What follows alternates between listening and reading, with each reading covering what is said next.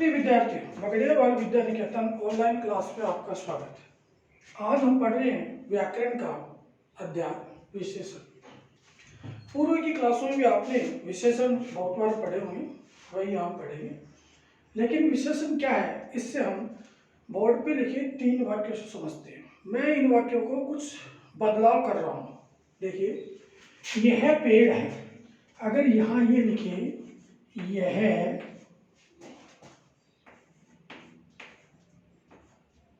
ऊंचा पेड़ है और यहां लिखे वह छोटा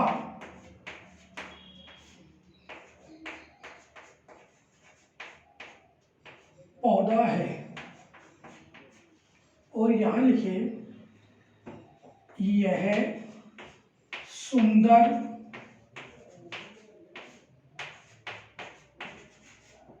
टोपी है। इन दोनों तरह के वाक्यों में क्या फर्क है? यह रहा,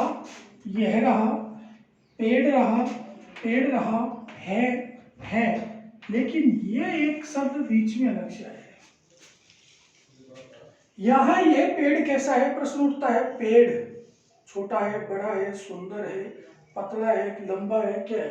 तो यहाँ ये स्पष्ट हो रहा है कि यह ऊंचा पेड़ है, यानी ये पेड़ की विशेषता बता रहे हैं कि ये पेड़ है वो ऊंचा है। यहाँ भी पौधे को ये बताया गया है कि पौधा छोटा है। यहाँ ये बताया गया है कि टोपी सुंदर है। वाक्य दोनों ही सरल है, लेकिन यहाँ विशेषण का प्रयोग किया गया है। यहाँ पेड़ संज्ञा है जिसकी विशेषता बताई गई है वो ऊंचा है। यहाँ पौधा संज्ञा है जिसकी विशेषता बताई गई है वो छोटा है। यहाँ टोपी संज्ञा है जिसकी विशेषता बताई गई है वह सुंदर है। इस तरह से हम कह सकते हैं कि जो शब्द किसी संज्ञा या सर्वनाम की विशेषता बताता है उसे हम विशेषण कहते हैं। ऐसे ही अन्य शब्द हम देखें, ऊंचा, छोटा, सुंदर, लंबा, बड़ा, काला, दयालु। अब जैसे यहाँ ये वाक्य है, यह टोपी है, इसको हम अगर इसका प्रयोग करें तो टोपी स्त्रीलिंग है, तो इसका जैसे ही विशेषण का प्रयोग करेंगे यह हो जाएगा यह काली टोपी है या टोपी काली है। तो इस तरह से हम इनका प्रयोग करके बना सकते हैं।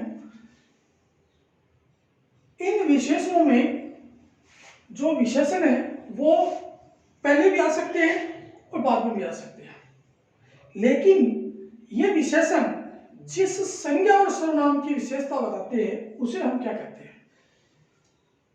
ये विशेषण, ये शब्द जो किसी संज्ञा या सर्वनाम की विशेषता बताते हैं उसे हम विशेष्य कहते हैं।